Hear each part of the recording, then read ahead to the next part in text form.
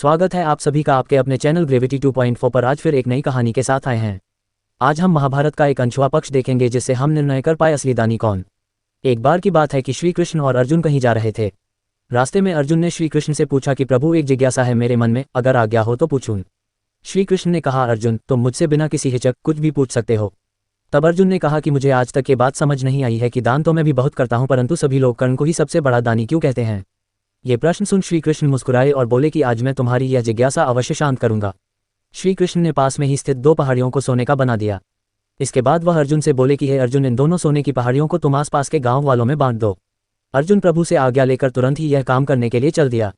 उसने सभी गांव वालों को बुलाया और उनसे कहा कि वह लोग पंक्ति बना लें, अब मैं आपको सोना बांटूंगा, और सोना बांटना शुरू कर दिया। गांव वालों ने अर्जुन की खूब जय जयकार करनी शुरू कर दी। अर्जुन सोना पहाड़ी में से तोड़ते गए और गांव वालों को देते गए। लगातार 2 दिन और 2 रातों तक अर्जुन सोना बांटते रहे। उनमें अब तक अहंकार आ चुका था। गांव के लोग वापस आकर दोबारा से लाइन में लगने लगे थे। इतने समय पश्चात अर्जुन काफी थक चुके थे। जिन सोने की पहाड़ियों से अर्जुन सोना तोड़ रहे थे, उन दोनों पहाड़ियों के आकार में जरा भी कमी नहीं आई थी। उन्होंने श्री कृष्ण जी से कहा कि अब मुझसे ये काम और ना हो सकेगा, मुझे थोड़ा विश्राम चाहिए। प्रभु ने कहा कि ठीक है, तुम अब विश्राम करो, और उन्होंने कर्ण बुला लिया। उन्होंने कर्ण से कहा कि इन दोनों पहाड़ियों का सोना इन गांव वालों में बांट दो।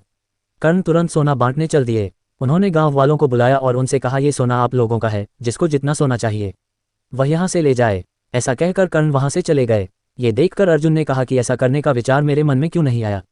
इस पर श्री कृष्ण ने जवाब दिया कि तुम्हें सोने से मोह हो गया था। तुम खुद ये निर्णय कर रहे थे कि किस गांव वाले की कितनी जरूरत है, उतना ही सोना तुम पहाड़ी में से खोद कर उन्हें दे रहे थे।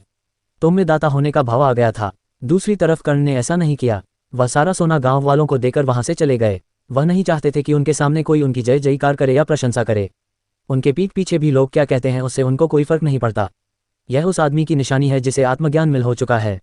इस तरह श्री कृष्ण ने खूबसूरत तरीके से अर्जुन के प्रश्न का उत्तर दिया। अर्जुन को भी अब अपने प्रश्न का उत्तर मिल चुका था। दान देने के बदले में धन्यवाद या बधाई की उम्मीद करना भी उपहार नहीं, सौदा कहलाता है। यदि हम किसी को कुछ दान या सहयोग करना चाहते हैं तो हमें यह बिना किसी उम्मीद या आशा के करना चाहिए, ताकि यह हमारा सत्कर्म हो, न कि हमारा अहंकार। ये कहानी अच्छी लगी हो तो एक लाइक तो बनता है। चैनल सब्सक्राइब करना ना भूलें।